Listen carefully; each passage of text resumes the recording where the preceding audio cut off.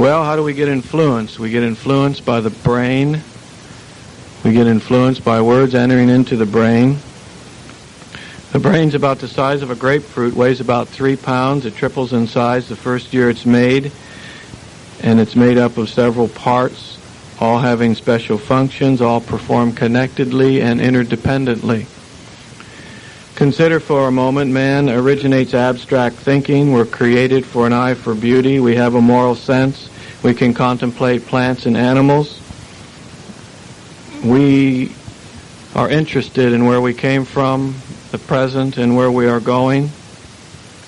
We are endowed with this brain. We bear the image of Jehovah God in that sense, and that helps us to understand a little bit more Genesis 1:26 and 27.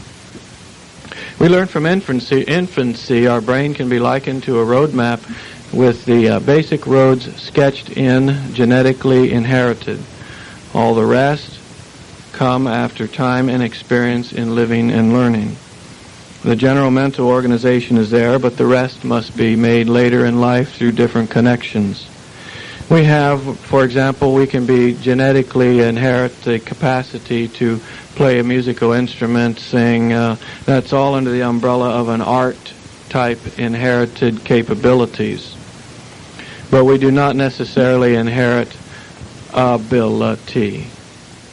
We may inherit mechanical capabilities, but not necessarily ability. You follow that? Some will inherit the capabilities in floral, in growing plants and this and that, and you will hear sometimes they have a green thumb, implying that anything you give them grows, anything you get dies.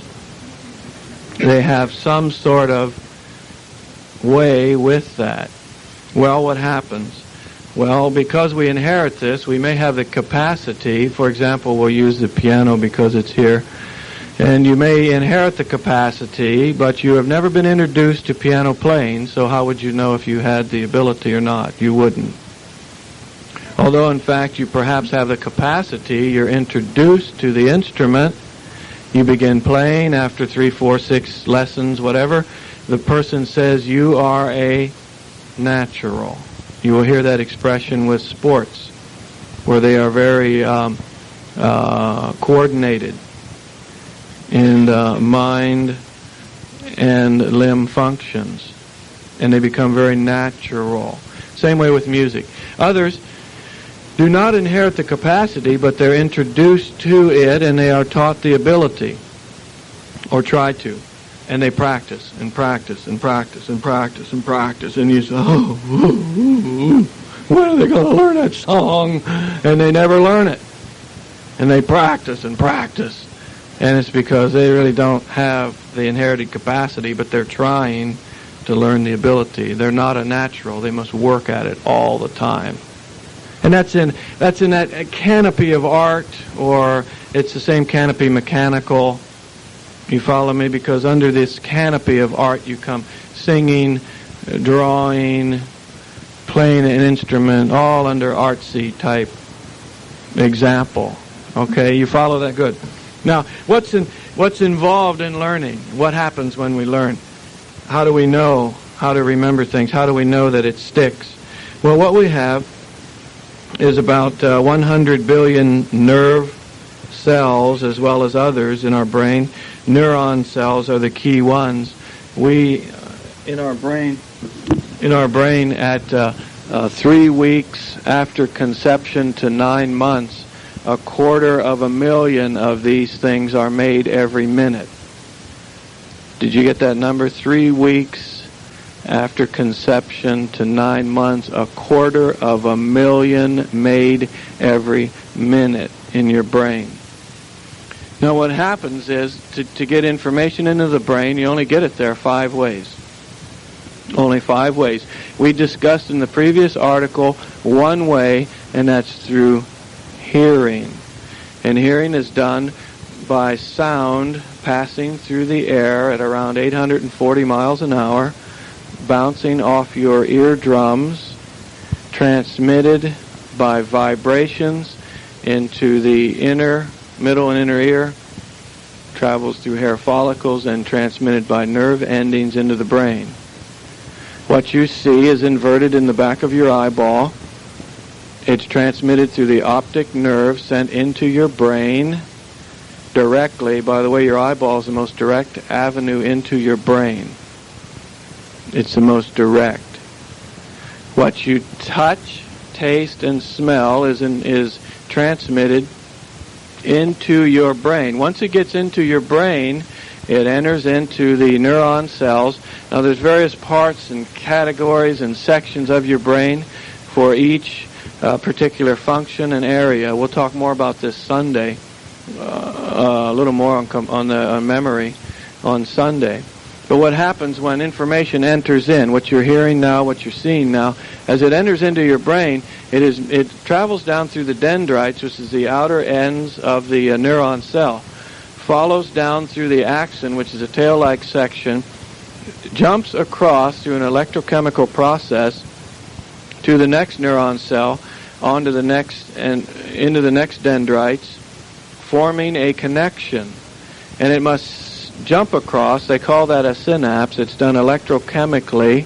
And then what happens with this electrochemical process, because of this working, the more you see, say, touch, do, and even in conjunction with seeing and hearing, perhaps, it makes a deeper and deeper impression.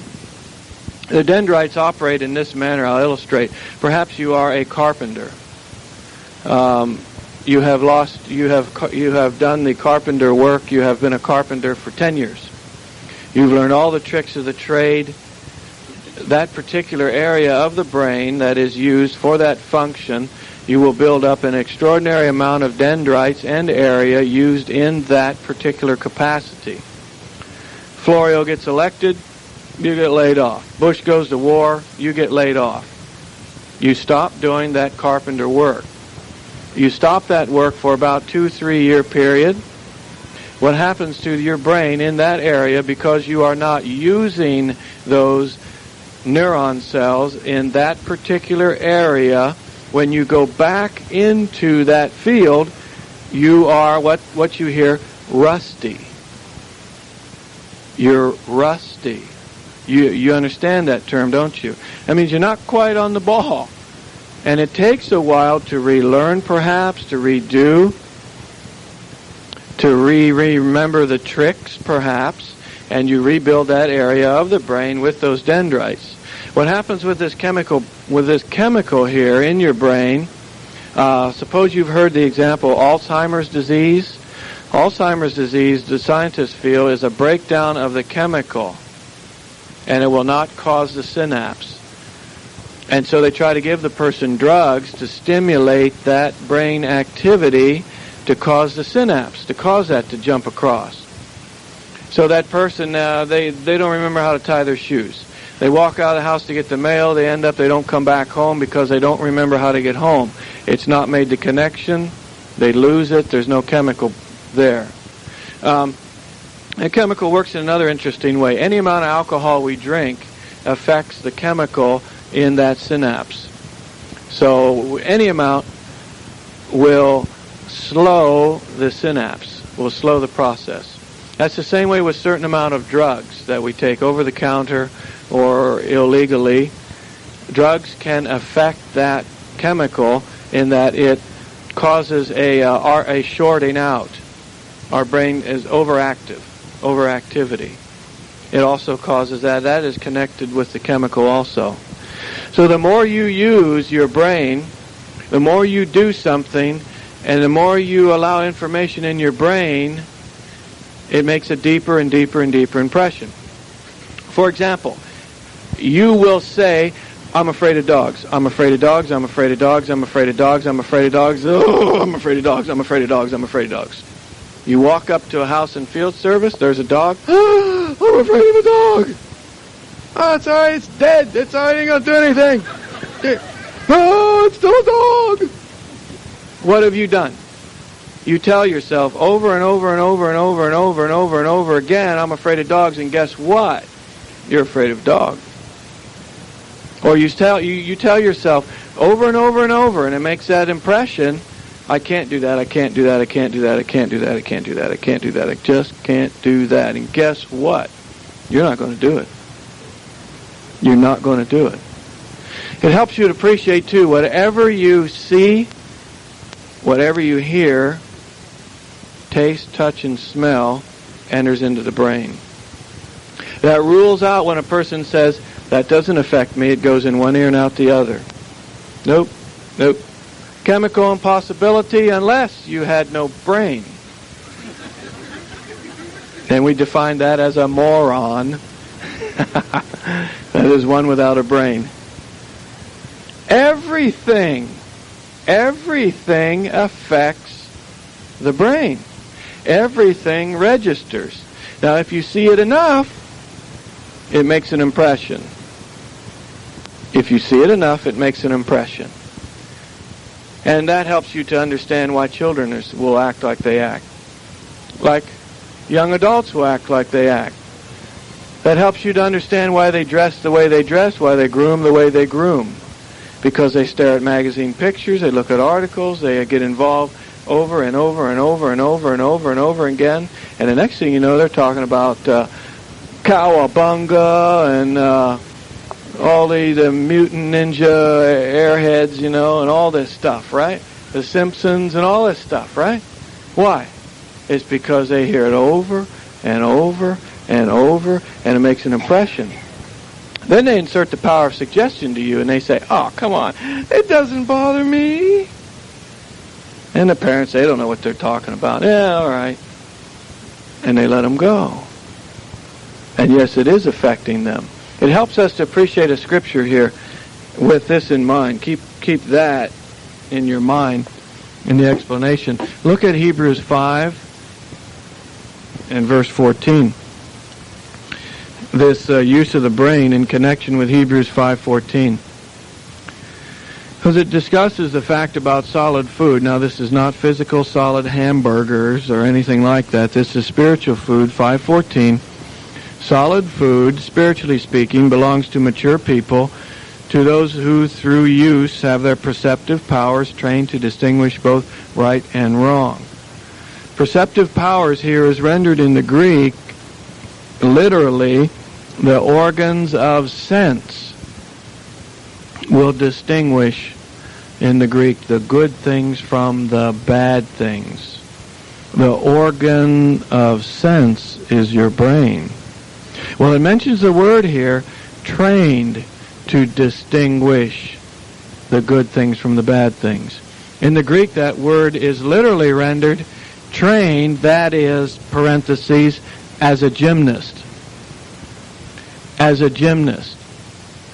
So solid food, we use our organ of sense, we take in the solid spiritual food and we train our mind over and over and over and over and over again and again and again and again to distinguish the good from the bad, the good from the bad, the good from the bad.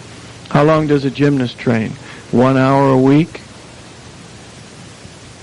10 to 12 hours a day, don't they?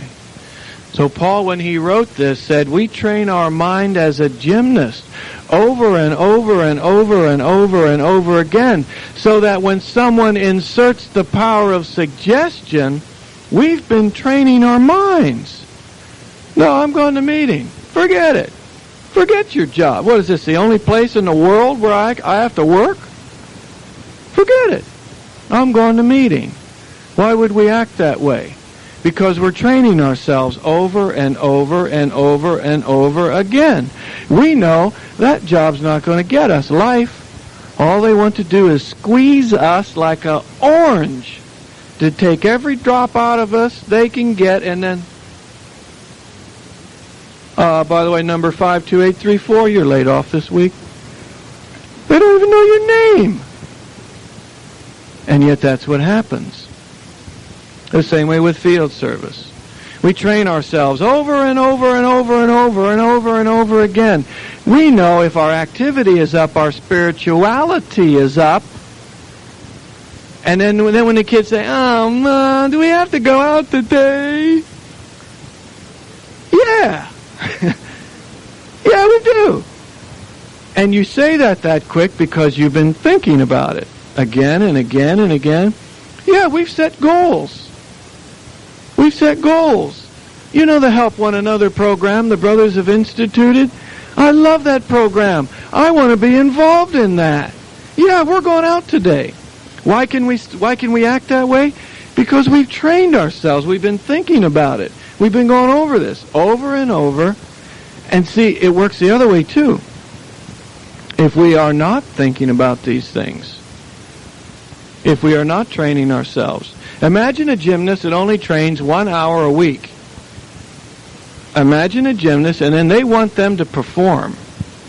Think what marks they would get. And it's the same parallel here. Yes, the Bible writer helps us to appreciate that training ourselves is very important.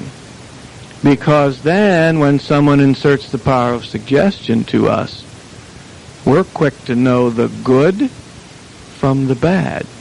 We won't make excuses. We won't waver. We are up front with ourselves. We look at ourselves right in the mirror, so to speak, and we say, yep, that's just what I'm going to do. We know exactly what kind of Christian we are. We know exactly how we are, and we don't try to play games with that person when they insert that power of suggestion to us. Why? Because we have gone over again and again. A brain little used is like having a library with no books. You have a real scarcity of information. And so if we don't study and read and learn and memorize and go over these things, we're ill-equipped. And they stand up there and they say, stand up and salute the flag. You young ones are getting this in school. Or write a letter to the soldiers in Saudi Arabia. And the young ones are ill-equipped. They don't know what to do. Or are you sending a Valentine card? Oh, come on, Johnny, you got to send me one. They don't know what to do. They're ill-equipped. And it happens at work with, it's your birthday, we're going to have a celebration. Panic. What do? Happens. Why does that happen? Ill-equipped. We've not gone over this over and over and over again. We've not prepared ourselves. We don't know what to do. We end up say something that offends somebody perhaps, and then end up in deeper problems. Let's just help us to appreciate that we all must be aware, and we all must really take responsibility to work and to prepare ourselves for these critical times. Don't allow yourself to be caught with the power of suggestion. Don't allow yourself to be one of those 50-some low-hour publishers. Don't allow yourself to be one of those that sporadic meeting attender, hit and miss. What are you going to do, you 18 to 26-year-olds, when they call you before the draft board and they want to see 3 years of your house-to-house record? And then you stand there and say, I'm one of Jehovah's Witnesses. And they're going to look at you and they're going to say, why ain't you placing books? Why don't you start a Bible study? What are you doing in the Kingdom Hall? Nothing. You attend meetings regular? Yeah. I asked your elders and they said no. If this comes down to this, you 18 to 26-year-olds, what are you going to do? You can't rely on your parents. You can't bring someone in and say, tell them. You've got to defend your faith on your own. What are you going to do? You've got to brace your mind up, build your mind up, go over and over and over again. You've got to get serious about what you're doing here, or those men will hang you out to dry.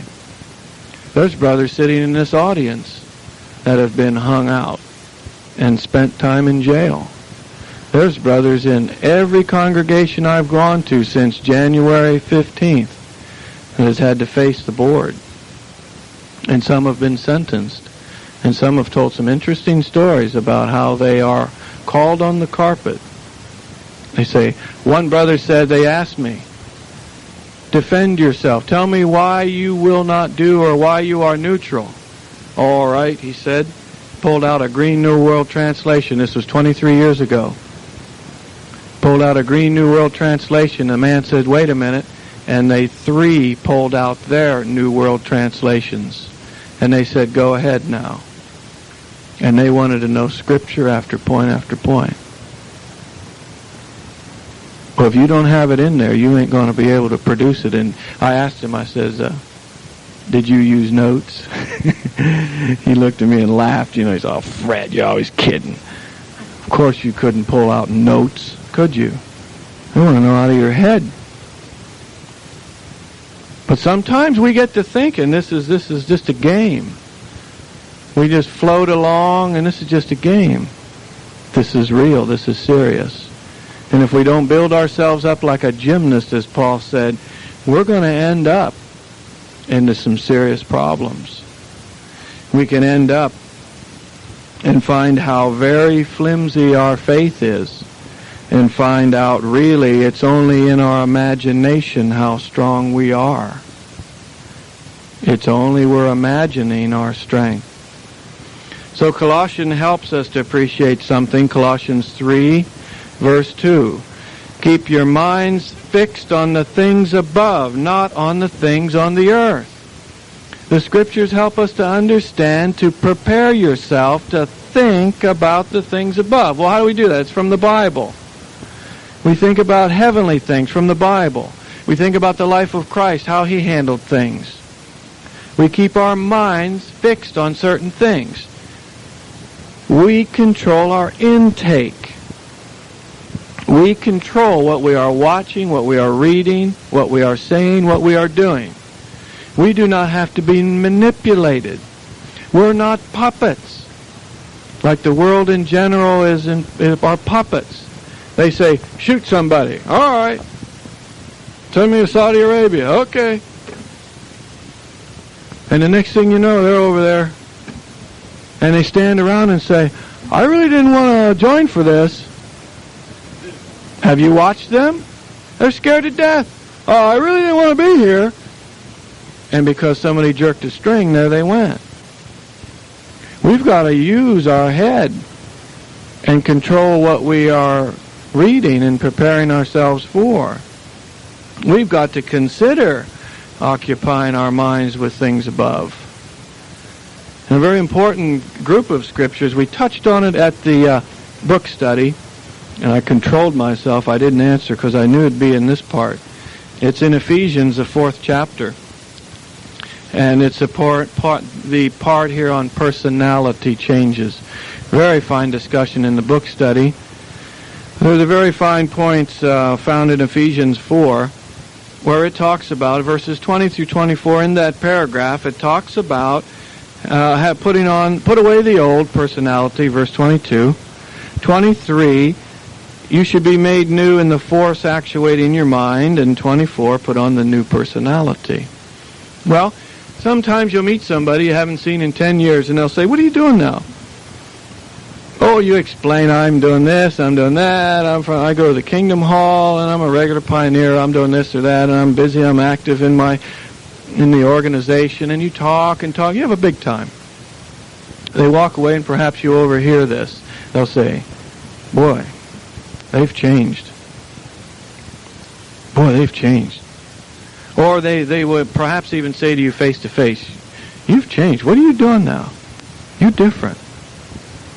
What are you doing now? That's a compliment. That's Ephesians 4th chapter, where you have put away that old personality. How do we do that? How do we put away the old personality? Verse 23. It's that force, or Greek, that spirit, that actuates the mind. That is, actuate something that pushes the mind. It's that spirit or disposition that is pushing our thinking. For example, Florio comes in. I've been picking on Florio all night. Florio comes in, right? All of a sudden, there's changes. The next thing you know, the taxes are way up here. Your job is terrible. There's takeovers. They're selling this. They're moving that. You're being this. You're being that. The building industry's down. You're laying off. You're doing all these things. Florio's in. I got to pay bills. I don't know what I'm going to do. I got to pay bills. What am I going to do? Provide for my family. I got to be a good example. I got to take the lead. I got to be head of the house. I got to pay bills. That is what is actuating your mind. That's what you're thinking. I can't go bankrupt. I can't go under. I don't want the bank to take my house. I got to pay bills. I got to pay bills. I don't know what I'm going to do. Over and over and over in your brain. That's that force. That's what's moving you. Okay? So you're moving in a direction. Boss man comes in. Got some overtime. Whoop.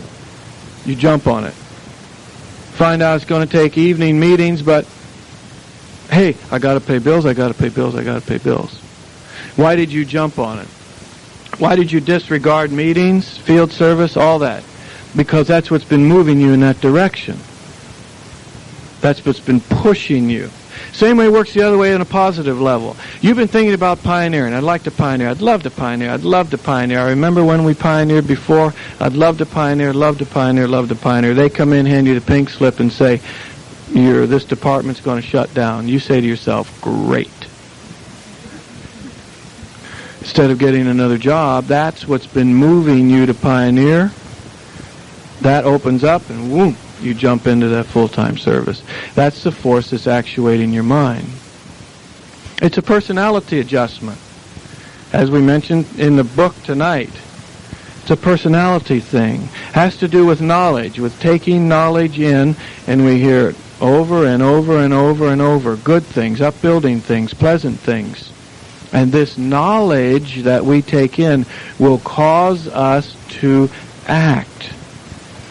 Accurate knowledge causes us to do something. For example, when the person says, I'm afraid of dogs, I'm afraid of dogs, I'm afraid of dogs, I'm afraid of dogs, what's it cause them to do? To run when they see a dog. Knowledge causes us to act. Could be accurately, could be inaccurate knowledge. Depends on any given situation. But the scriptures help us to understand we can control what we're watching, what we're doing. The mind is an incredible organ. Jesus made a very interesting comment about the mind in Matthew 5:28. And then it can cause an effect. Matthew 5:28. He says, but I say to you that everyone that keeps on looking at a woman so as to have a passion for her has already committed adultery with her in his heart. It's interesting. See, we discussed about vision and what happens. And for example, this is looking at a woman. If they look at a woman long enough, as the gender here Jesus is talking about, it can cause certain things to happen within them. And then at the right proper time, he will act upon what he has been thinking about and watching and thinking and watching and thinking and watching. Why thinking? Because what you see enters into the brain. And Jesus said, you mull it over and over and over and over and over and over again, and you'll react. Well, what he didn't explain was the chemical reactions that happen. Scientists have found this, and they consider what has happened. Of course, they're not positively sure. No one's positive.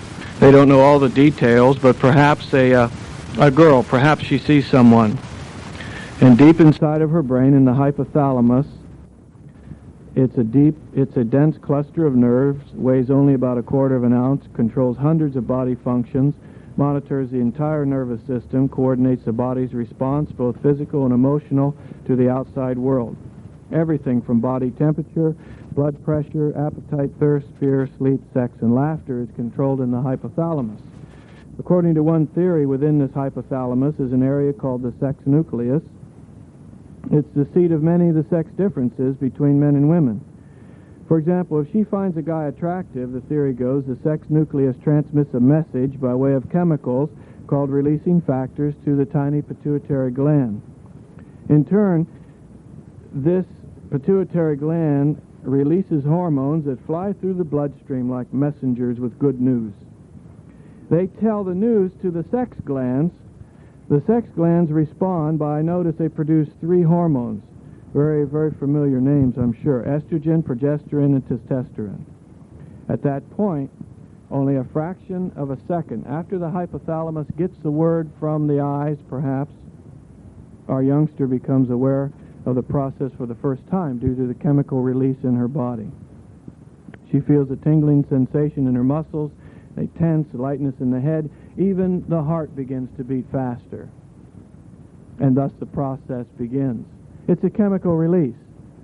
Some parents foolishly say, I trust her. I trust her. That's all right. They won't do nothing. They're adults. They've gone to the Kingdom Hall for years. Nothing can happen. I trust them. Jesus knew what happens because, of course, him involved in the creation.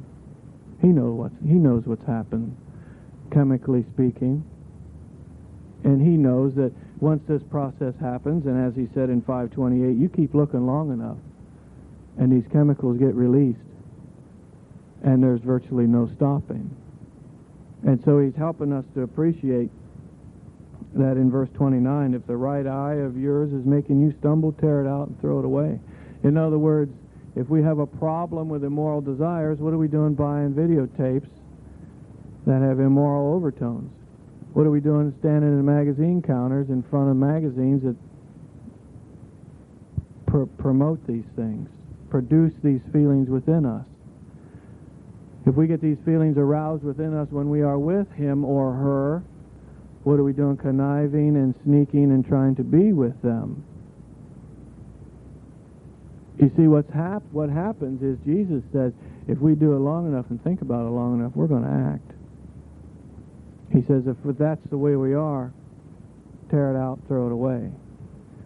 He mentions in the next verse, 30, if your right hand's making you stumble, cut it off, throw it away. We have a greedy tendency, perhaps. If something is making us and causing us to err, stop it, quit it, throw it away. Parents say, what can I do? Kids will say, we're not dating. Oh, come on. You ever double date, you parents? Two couples. But kids will say, it's not a date.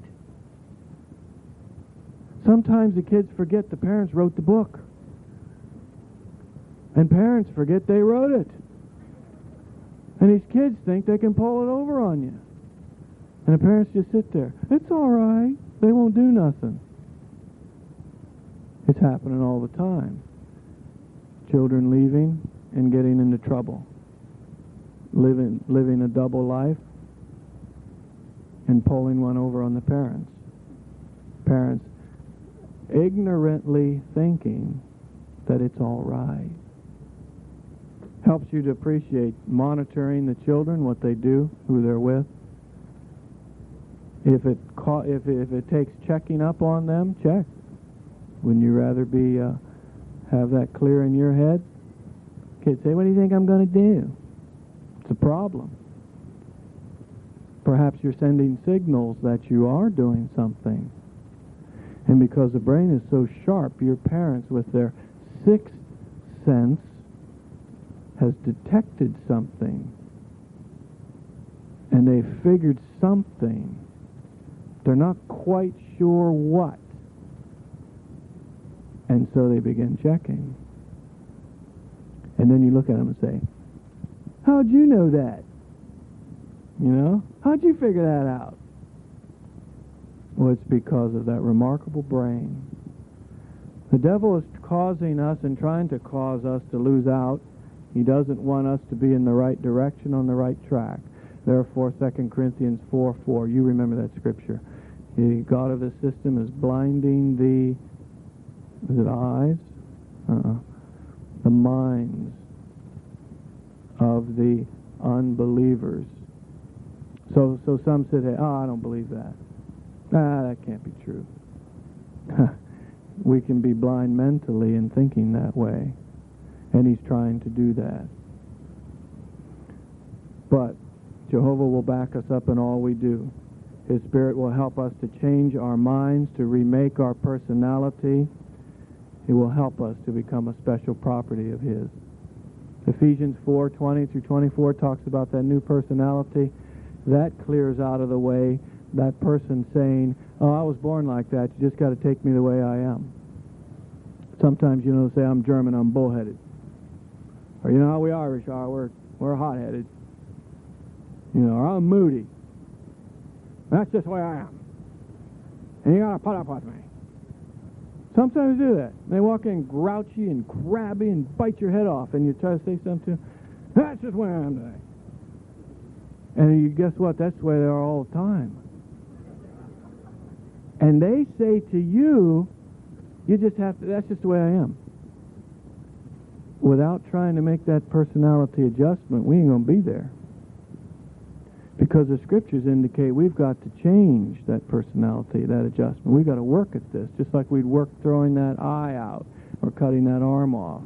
And so when people say, "Oh, that's just the way I am, I'm just moody, and you just got to put up with me," and they snap at us, and that's a cop-out.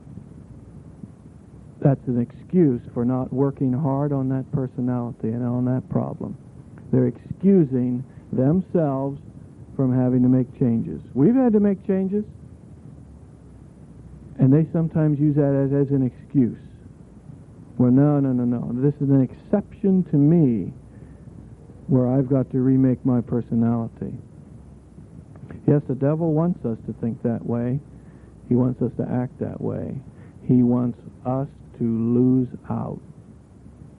And he's doing everything he can to do that. But 2 Corinthians 3:16, right above 4:4, says, when there's a turning to Jehovah, the veil is lifted over the mind. That veil is lifted. And once that happens, a full blessing can be poured on us. Yes, use this wonder of miracles. Use this brain of ours to improve and to praise Jehovah for all eternity. And he will bless you forever for that.